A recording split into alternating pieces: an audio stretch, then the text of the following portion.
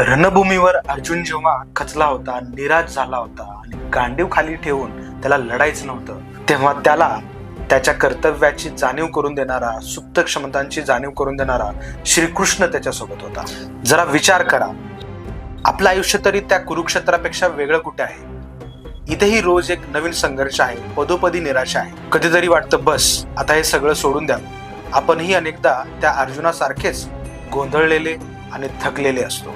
पण जेव्हा जेव्हा आपण आयुष्याच्या रणभूमीवर डगमगतो, तेव्हा आपल्याला सावरणारा एक कृष्ण आपल्या प्रत्येकाच्या आयुष्यात नक्कीच असतो, जो आपल्याला धीर देतो आणि सांगतो, उठ, तुझी लढाई अजून संपलेली नाही. हा कृष्ण कधी मायेचा हात फिरवणारी आई असते, कधी खंबीरपणे पाठीशी उभा राहणारा बाप असतो, कधी मित्र, कधी मैत्रीण, कधी भाऊ आणि कधी बायको सुद्धा. रूप अनेक असते, पण सारथी तोच असतो, जो तुमच्यातल्या अर्जुनाला पुन्हा उभं करतो.